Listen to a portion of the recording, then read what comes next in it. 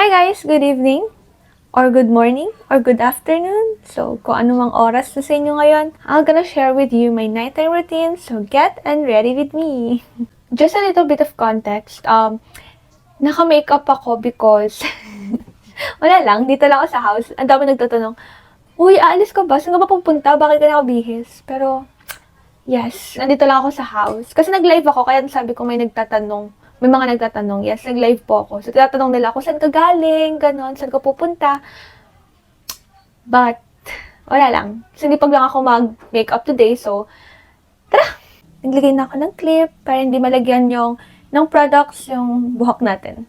So, I'm gonna start with this Madagascar Centella Cleansing Oil. Nakakabili ko lang neto. And yeah, once ko lang siya nagamit pa. So, ngayon, gagamitin ko ulit siya. Actually, nag-ano pa lang ako. Nakita niyo yun, guys? Actually, nag-explore pa lang ako ng mag-work sa akin na skincare. Oh my gosh, natatakot ako. Ano to, expectation versus reality?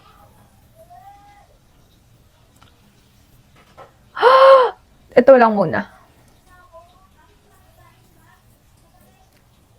Tama yan. Oh no, wala na akong makeup.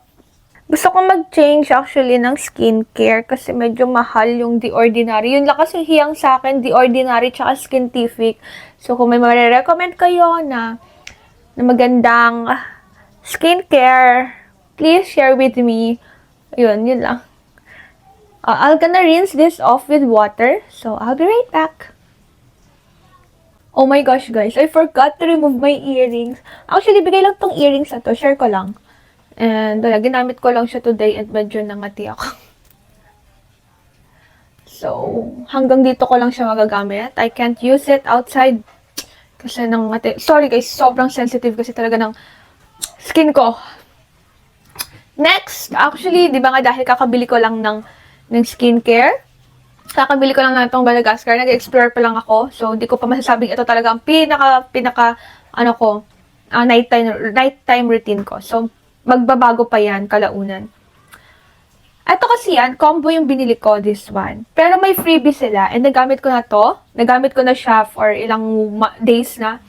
So, itatry natin to. First time ko lang to gagamitin. So, kaya, tiga mo, may seal pa, oh, di ba? Sabi sa inyo eh, ngayon ko lang to gagamitin. Yung ito, wala, parang normal cleanser, ganun.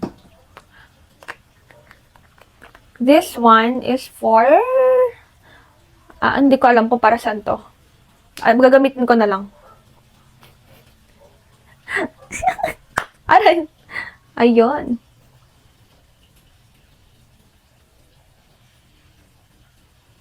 Ayan lang. Wala siyang amoy. Hindi ko na isasara yung door ko para makalabas din ako agad.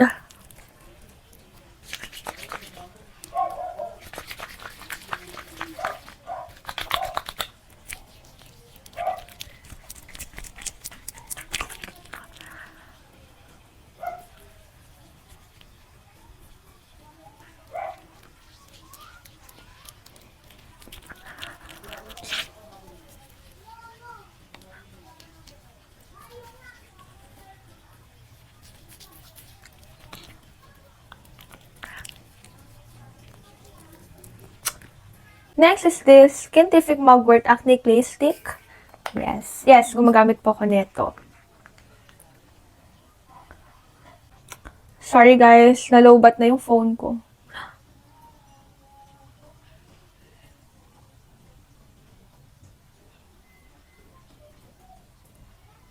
So, babad ko lang siya for 15 minutes. Then, Gina. At saka sa mga mangbabash sa akin kung bakit gumagamit pa ako ng Skintific, may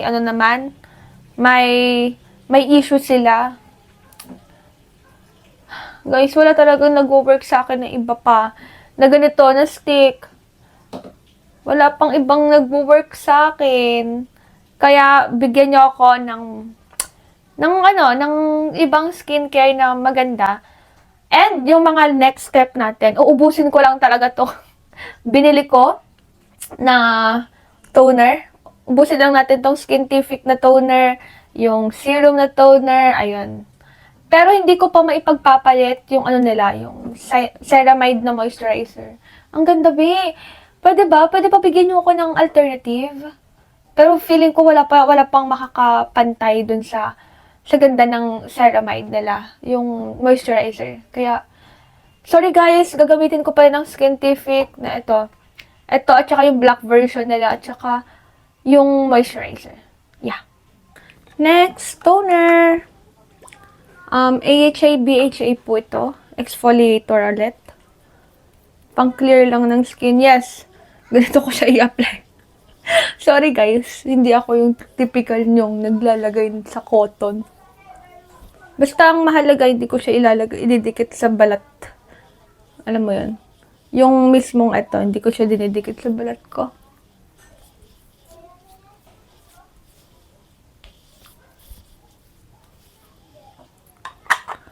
And, kailangan lang natin sampal-sampalin ang mukha natin.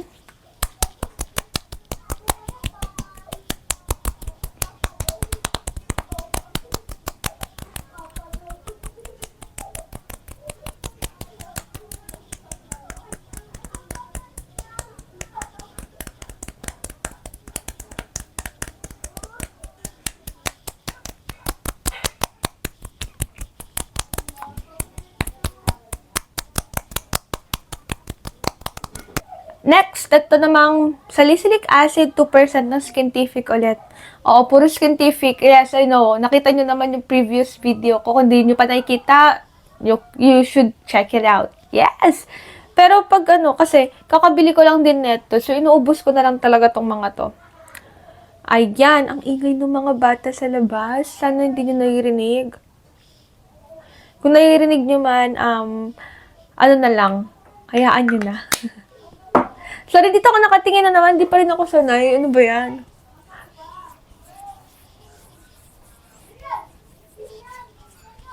Ay, parang kulang yung nilagay ko. Ang ingay ng mga bata, as in. Nauubos na naman ang patience ko.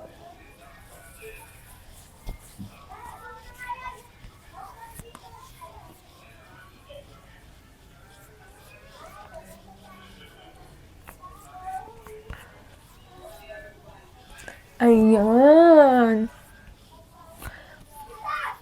Ang ingay. Nakakainis. Oh yeah, sasampalin ko ulit yung yung mukha ko for absorption and for kasi sabi nila, nakikita ko lang sa mga videos na ang pagsampal daw sa face ay nagpo-promote ng collagen production. So, ano ba? Sabay lang ako sa uso.